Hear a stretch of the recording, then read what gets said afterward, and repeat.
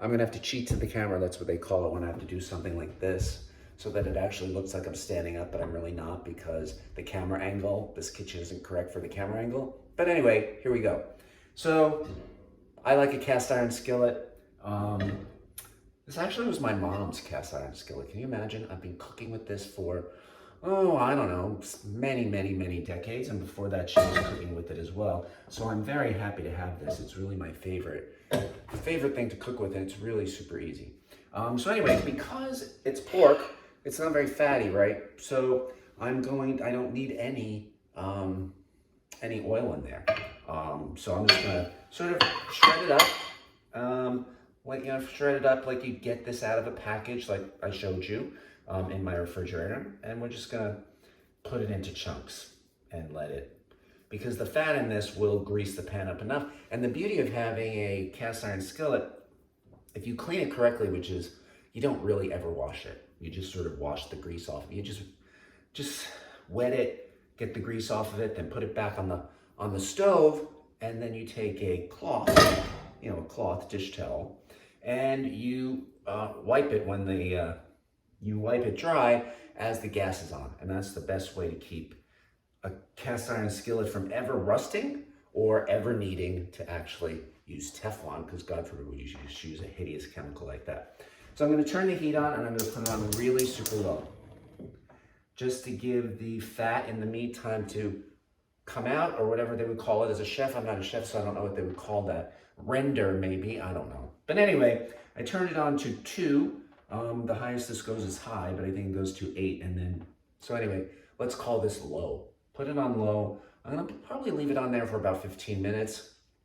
And then I'm gonna come back. I'll throw the ratatouille in, let it all do its thing, and then you'll have dinner. So this pork sausage has been cooking, casing's off. And so, as you can see from the bottom of the pan, a lot of the oil has come out, and I'm just breaking up. And I usually do not use plastic for anything, but in this house, they don't have a lot of good, cooking utensils.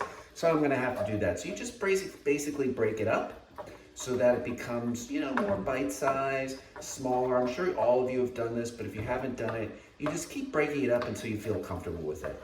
And as the fat releases and this cooks down a little bit, it gets smaller and smaller, and it's more easy. It's easier to break up the pieces of the meat from the packaging. So that's what I'm doing now. So that took about 5-6 minutes. So I'm going to leave it cook for another 5 minutes, and then I'm going to pour in some of the ratatouille. So let's, actually, you know what? I don't even have to.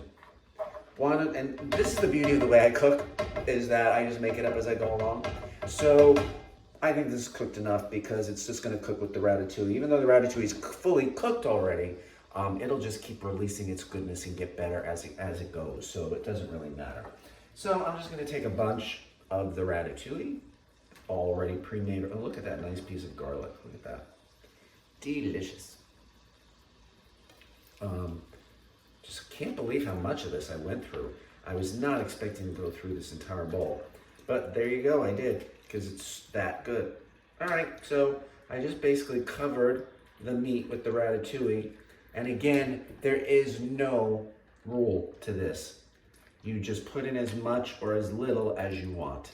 I think I'll put in that much, because then that'll give me enough for one last meal of this. I can't believe I'm saying that. And now what I'm going to do is I'm going to cover it. So give me 1 second. I'll talk to you while I get the cover, because the cover is over something else in the refrigerator. And this is just the cover from a Dutch oven. So I'm just going to cover this, and I'm going to set a timer for 15 minutes. And I'm going to check it again, and then it'll probably need another 15 minutes after that, and where I'll turn up the heat. But we'll come back and I'll show you that part. How about that? I know exactly, because I set the timer. 15 minutes has passed, and this is what it now looks like. It's all cooked. Everything looks amazing. I just raised the temperature on it to burn off a little of the water. I skimmed a bit of the oil out just by doing that. Skim a bit of the oil on top out of there, in case for those who are still, unfortunately, fat phobic. And then What did I do with it? Ah, here it is. Organic Parmesan cheese that I'm going to throw in there just to give it a little more oomph. Make it just even that much more Italian. And the other good thing about the Parmesan cheese is we'll thicken it. I don't know how much I'm putting it in. Basically, what did I put in? 2 handfuls. So you can put in as much, as little, or none. That's the beauty of it. You don't have to put in any if you don't want to. Just put in whatever you like. I didn't really season this because the sausage has seasoning, and I'd already seasoned the ratatouille with just something simple, salt and pepper. That was it. Doesn't really need much more. When you've got all the flavor that's coming from the eggplant and the zucchini and the tomato and the garlic and all of this, just so good. Doesn't that look delicious? Well, if it doesn't look delicious to you, it certainly looks delicious to me. So I am going to take this off the heat now, and then I'm going to plate it, and I'll take a still picture of you so you can see what it looks like. But there you go, a very simple, easy meal. I think that took me total time less than 30 minutes. So there you go. So I'm Dr. Fred. You've been watching Cooking with Dr. Fred, the Connecticut edition. Thank you, and enjoy the rest of your day.